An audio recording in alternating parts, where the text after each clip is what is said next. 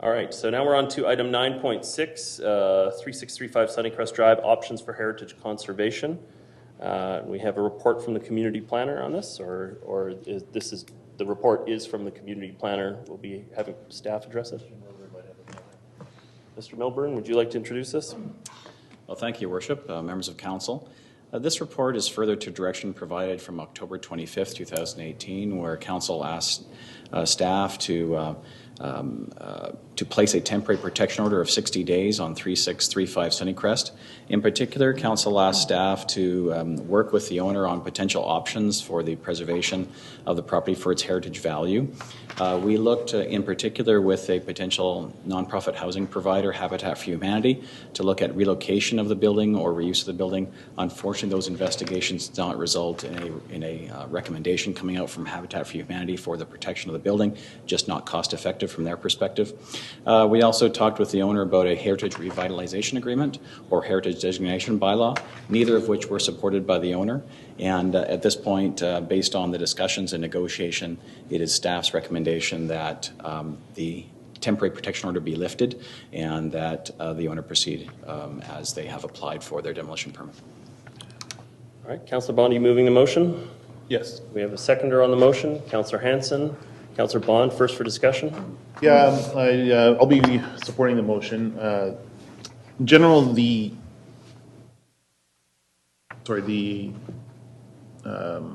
temporary hold on demolition permit is used in the cases where we try and find some willing partner to preserve the heritage value of the home.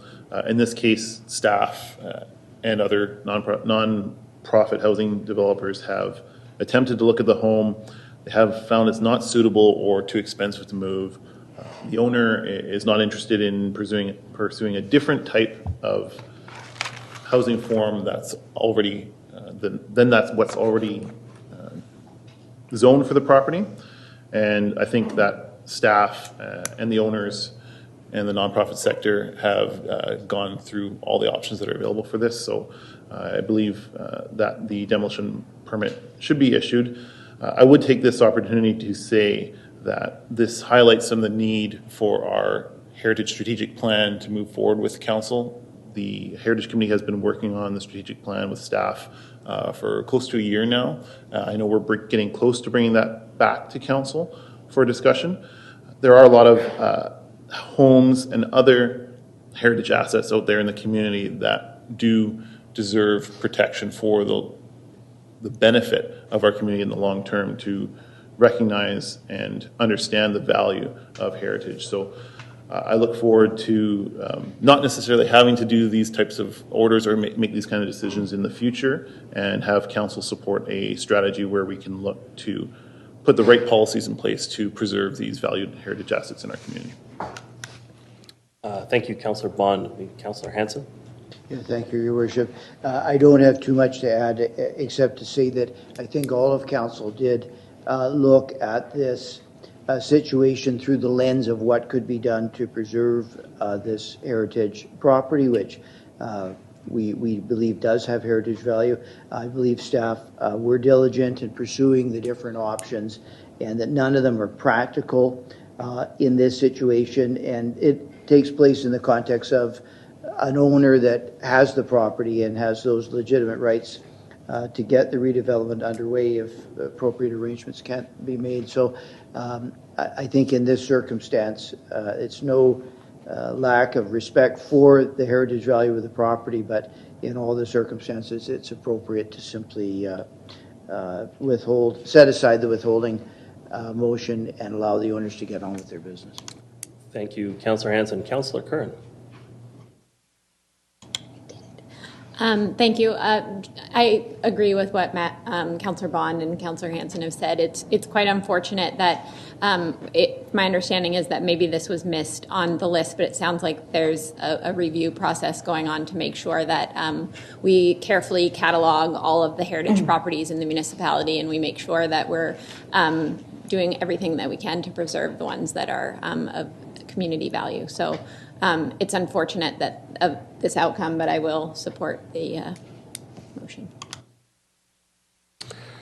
Thank you. I want to insert a couple of comments here. First of all, I served on the Heritage Commission for a number of years and served as the chair, and certainly we made great efforts to try to retain significant heritage homes in our community. It's just the mechanisms that are available to us are very limited. As you saw earlier tonight, we had a heritage grant for $500, and that's pretty much the top benefit that we can give in these situations right now, is basically to, unless you're trading the property away or subdividing the property, in which case we have heritage revitalization agreements that we can bring to bear. But $500 doesn't help a family when they're trying to make the decision about these kinds of homes in the community, which is frustrating. I want to thank Donald Luxton and Associates, the group that went through and provided us with the research when we did the original modern heritage inventory in the district, and it identified some amazing properties in our community. Ron Toms and Fred Hollingsworths and all of these great examples of West Coast modern design in our community.